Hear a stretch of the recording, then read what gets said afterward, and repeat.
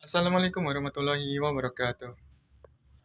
Aman ya? Oke teman-teman sudah mendengar suatu berita atau wacana yang dilakukan oleh Pak Prabowo, yang dimana Pak Prabowo ini ingin memasukkan bahasa Portugis dalam kurikulum sekolah di Indonesia, yaitu dari SD, SMP, SMA, yang dimana di hal tersebut itu menuai banyak kontroversi di lingkungan kita, di seluruh masyarakat Indonesia, yang dimana hal tersebut kayak nggak masuk akal gitu ya, apabila bahasa Portugis masukkan ke dalam bahasa Indonesia, ke dalam kurikulum.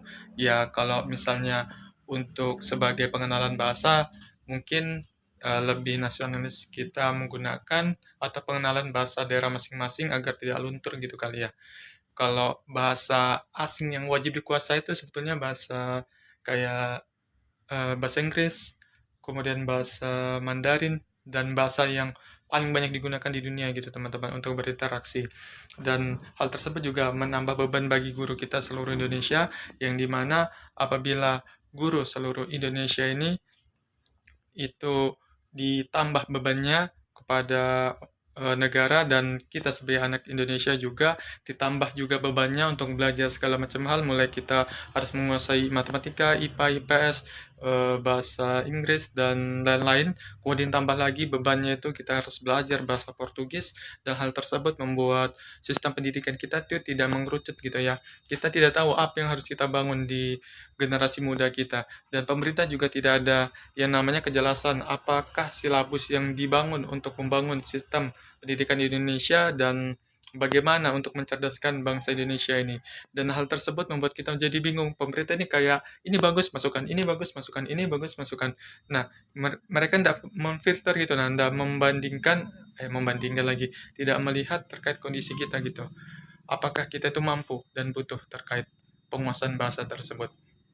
Dan pemerintah juga tidak melakukan riset gitu ya. Apa sih yang sebetulnya dibutuhkan kita sebagai generasi muda Indonesia untuk tetap menjadi generasi yang emas, untuk bisa mencetak generasi yang emas, untuk bisa mencetak masa depan Indonesia yang lebih baik, dan bagaimana penguasaan kita sebagai negara Indonesia itu bisa menciptakan ketahanan pangan nasional, ketahanan pertahanan nasional, ketahanan nasional kita lah gitu. Kita harus mementingkan nasional kita. Dan itu menjadi hal yang utama, bukan kita harus berkomunikasi dan apa ya, bukan berkomunikasi sih, menguasai bahasa asing gitu. Nah, kita bagaimana caranya nih untuk membuat pertahanan, bukan pertahanan, membuat nasional kita, negara kita, internal kita dulu, Indonesia dulu, itu bisa mandiri tanpa harus banyak bergantung, bukan lepas ya, harus banyak bergantung pada negara lain. Nah, itu sih. Dan pemerintah harus juga bisa memetakan apa sih menjadi kebutuhan bagi negeri kita, dan seharusnya pemerintah juga bisa mencetak hal tersebut, bisa membaca apa sih permasalahannya.